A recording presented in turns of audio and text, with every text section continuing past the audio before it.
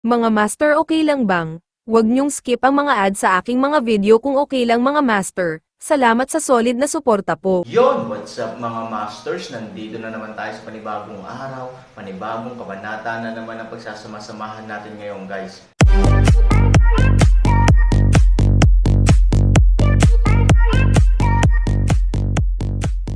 Bali mga masters, kung bago ka pa lang po sa aking YouTube channel, please click the subscribe button, lalong-lalo na po yung notification bell guys, para maging connected pa rin tayo sa isa't isa at maging updated kayo sa mga susunod ko pang video.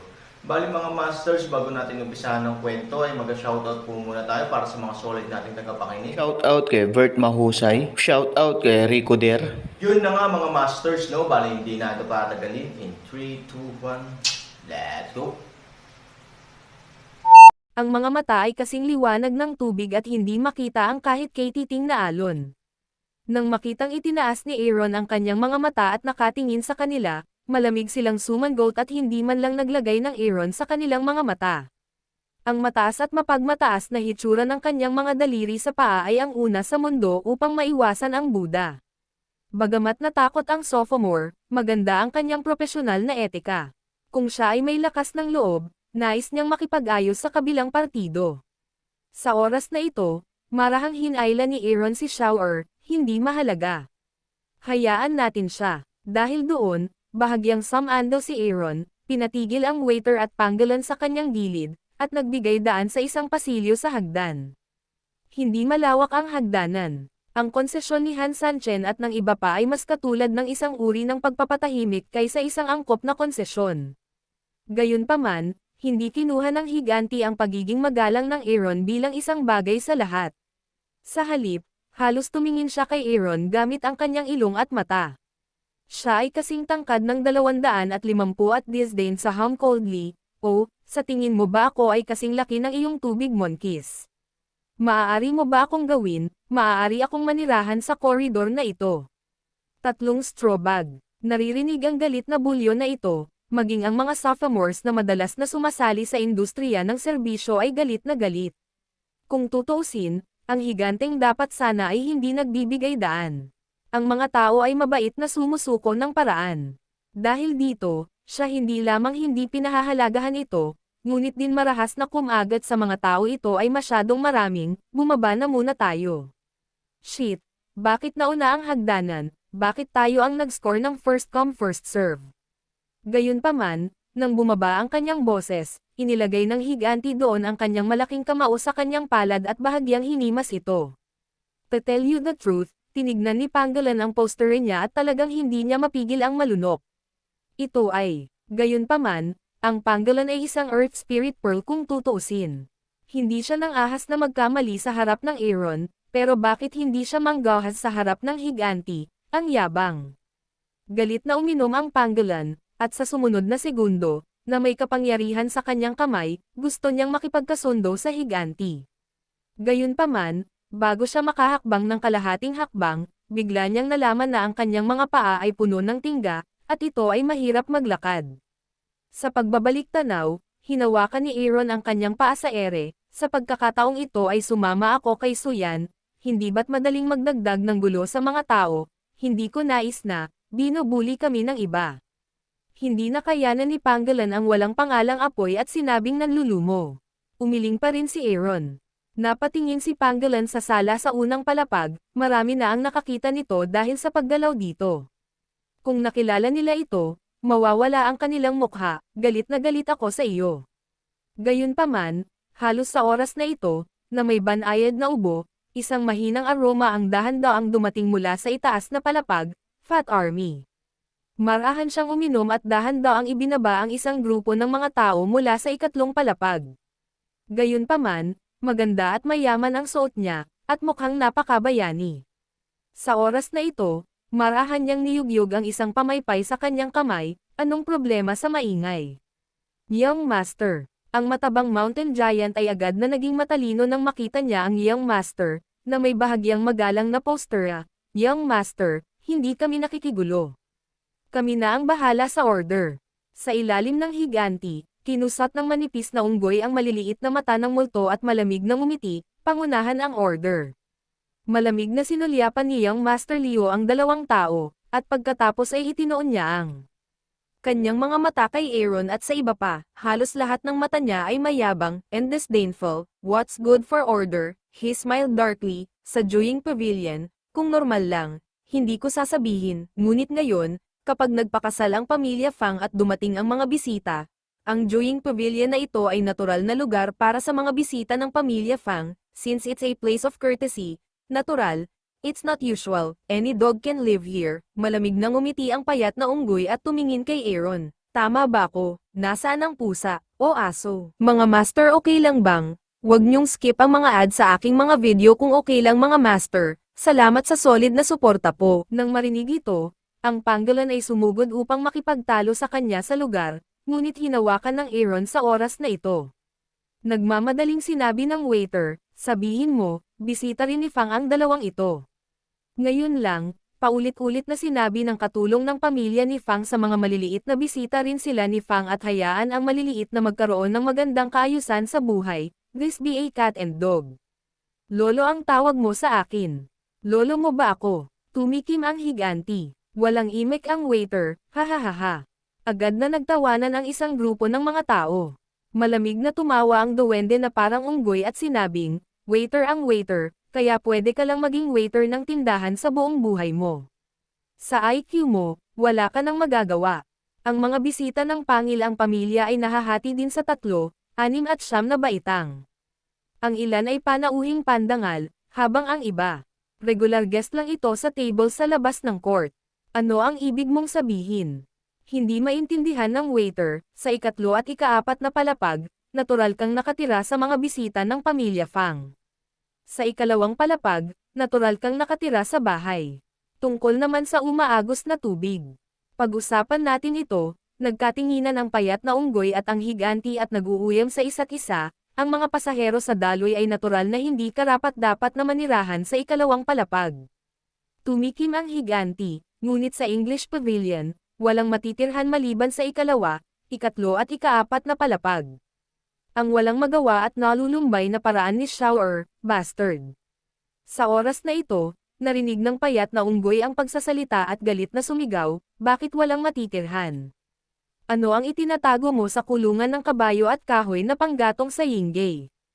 Ito, paano ito mabubuhay? Nag-aalalang sabi ng waiter, masyado mong dinadaya ang mga tao. Malamig na uminom si Pangolin, bigyang pansin ang iyong mga salita. Hindi tayo kailanman nanloloko ng iba. Mabilis na hindi umamin ang payat na unggoy. Sa sumunod na segundo, bigla siyang ngumisi at sinabing, lagi kaming nang-aapi ng pusa at aso. Hahaha, sa sandaling lumabas ang pangungusap na ito, muling nagtawanan ang ilang tao.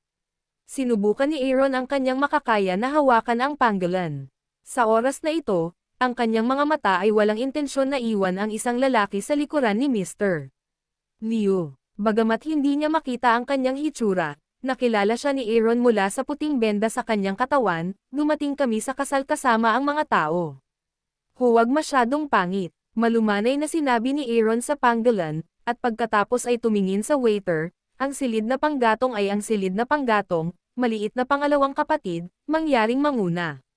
Sir, ikaw, tumingin ang waiter kay Aaron sa pagkamangha. Ang Juying Pavilion na ito ang pinakamalaking restaurant sa disyerto na lungsod. Sino ang nakakaalam ng pinakamahusay na restaurant at ang pinakamasamang kapaligiran? Gayunpaman, ganoon ang sitwasyon. Sa pagtingin sa mga mata ni Aaron, tila nakapagdesisyon siya, bumantong hininga at tumango. Oy, Ginoo, dadalhin kita doon ngayon. With that, tumikim ang waiter at bumaba, ang Aaron ay hindi nagsasalita ng walang kaparirikan. Hinailan niya ang pangolin at bumaba kasama ang waiter, ay ba, sayang ang Nima. Lolo, hindi man lang ako nag-drive. Nakilala talaga ng apo ang sarili at tumakbo para tumira sa bahay na panggatong. This is a fucking man, no? Pagkatalikod lang ni Aaron, may walang katapusang daloy ng mga sumpa sa likod niya. Gayunpaman, para sa pasensya ni Aaron, wala iyon. Hindi ito narinig ni Kwandang. Sinundan niya si Shower sa paligid ng bulwagan at pumunta sa kusina sa likod saang nagulat na mga mata ng isang grupo ng mga tao sa bulwagan. Hindi nagtagal, silang tatlo ay lumingon, at sa ilang sandali ay dumating sila sa isang nasirang bahay na panggatong sa likod ng bahay, hindi kalakihan. Ito ay puno ng lahat ng uri ng tuyong kahoy na panggatong, at ang kapaligiran ay napakahirap. Mga Ginoo, ito ang silid na panggatong ng Joying Pavilion, kahit na ang isang waiter na tulad niya ay hinding-hindi mabubuhay sa mababang kapaligiran sa isang marangyang lugar tulad ng Joying Pavilion, kahit siya ay nahiya na magdala ng mga bisita dito. Grass, is this a fucking place to live? Napaka-depressed ng pangolin, kahit maglagay ka ng hayop sa ganoong lugar, masyadong madumi, nung nasa labas ka, di ba sa kuweba ka nakatira? Sumulyap si Han Sanbay sa kanya at tumingin sa kwartong panggatong. Oo, dito na ako titira, little second brother, mahirap sayo. Ang pangalawang kapatid ay biglang napahiya. Bueno, ang maliit, pumunta at maghanda ng isang bagay para sa dalawang Panginoon. With that, tumalikod ang waiter at bumalik sa hall. Storytelling channel sa YouTube. Nang makita ko ang waiter na bumalik, maraming tao ang nagkatinginan at nag-iinitan. Pagkatapos, walang kalokohan, nakahanap sila ng mesa na mauupuan, umiling-iling, ngunit hindi umorder, kaya umupo sila ng tahimik. Hanggang ngayon, ang waiter ng tindahan, na may dalang ilang mga pinggan sa isang tray mula sa kusina, ay nais na dumaan sa bulwagan at bumalik sa bakuran. Sa oras na ito, mahinang hinampas ng higanti ang mesa gamit ang isang kamao at malamig na sinabi, "Waiter." Sa di kalayuan, nagmamadaling lumapit ang isang waiter. Pagdating pa lang niya sa mesa ng ilang tao, bago siya nagsalita, itinulak ng higanti ang waiter palayo ng may naiinip na palad. Sa kanyang higanteng katawan at lakas, hindi man lang naaninag ng waiter ang mga nangyayari, kaya dirdiretso niya itong inabot ng ilang metro at hinampas ng malakas ang kolum ng restaurant, kitang-kita ang sakit ng ngipin niya. "Damn it, I can't hear you." Tinawag akong waiter. Tumingin ang higanti sa waiter na kakatanggap lang ng Aaron at galit na umungol. Ang tindera ay nagpapatakbo ng restaurant sa loob ng maraming taon. Isang sapilitan na kurso ang pagmasdan ang kanyang pananalita at hitsura. Ngayon kapag tiningnan niya ang poster na ito, maaari niyang hindi niya maintindihan ang mga dahilan. Mabilis siyang tumingin sa waiter at sinenyasan siyang magmadali liyang. Pagdating niya sa mesa, nagsalubong siya ng kilay at sinabing, "Hoy, anong order mo?" "Fuck, what else can I do for you eto? Sabi ko wag ka na mag-order ng toilet paper." Maging ang mga bisita sa susunod na mga mesa ay hindi napigil ang tumawa. Nahihiya ang waiter, pero nakangiti pa rin ito at sinabing, "Anong gusto mong kainin? Sabihin mo lang. Ako ang mag-aayos para sa iyo. May mga bihirang delicacy at kakaibang mga ibon at hayop. Hindi ko pa sila nakakain kanina. Naguguluhan ako sa tanong mo." Malamig na tumawa ang payat na unggoy, ito ay upang harapin ang pagnanasa ng pagsasalita ng kusa at haharapin ang ilang kaganhawahan sa kalooban. Malamig na sabi ni Child Liu, "Oo nga pala, waiter, anong mga pagkain ang inorder mo?" "Titingnan ko ang mga pagkain ito. May gana ako." Malamig na sabi ng payat na unggoy. Napangiti ng awkward ang waiter, "Eto. Ito ang mga pagkain na binigay sa dalawang bata kanina lang. Ang liit. Ang maliliit ay inayos ng kusa." "Ganun ba? Tignan ko." Pagkababa ng boses ng higanti, bumangon siya ng bahagya, nag-inat ng leeg at tumingin sa tray. "Ay ba?" Biglang iniunat ng lalaki ang kanyang leeg sa tray, biglang bamuka ang kanyang bibig. Sa sumunod na segundo, sa ingay, diretsyong tumalsik ang laway sa isang plato ng pinggan. Napatingin ang waiter sa kanyang sarili. Naiinis siya. Ang laway nito ay nakakadiri sa kanya. Fat Army, si Child Liu ay tinitigan ng masama ang higanti. "Ito pa rin ba ang gusto mong kainin ng iba? Paano mo ito laduraan para kainin ito ng mga tao?"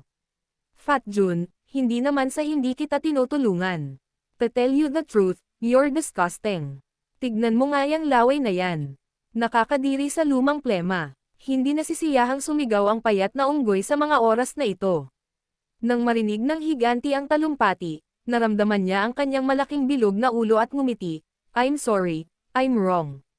Pagkatapos, mabangis niyang iniunat ang kanyang malaking kamay, diretsyong kinurot at hinawakan ang mga pinggan sa ilang plato, at nanganak ng manual stirring. "Sa ganitong paraan, hindi ko ito makita." Nang matapos siya, malumanay siyang ngumiti. Ang payat na unggoy at ang batang si Liu ay nagkatinginan saglit at ngumiti. Sa oras na ito, Ang payat na unggoy ay nagkunwaring hindi nasisiyahan. Okay, huwag kang gumawa ng gulo dito. Palamigan ka ng mga pinggan mamaya.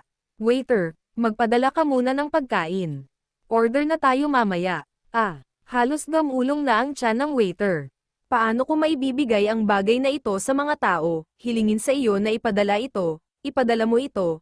Ano ang iyong ginagawa? Lumabas ka, galit na sigaw ng higanti. Siya nga pala, kung maglakas loob kang magsabi sa iba na may problema ang ulam na ito, hindi namin magagawang sirain ang tanda ng iyong Joying Pavilion. Malamig na banta ng payat na unggoy. Yun na nga mga masters, no? Bali panibagong kabanata na naman yung natapos natin ngayong gabi. Muli, maraming salamat po talaga sa walang sawang suporta po sa aking YouTube channel na talagang inaabangan nyo po ang bawat upload ko po. Bali mga masters, magkita-kita ulit po tayo bukas ng gabi at ngayon po ay magpapaalam po muna tayo. Bali mga masters, bye-bye!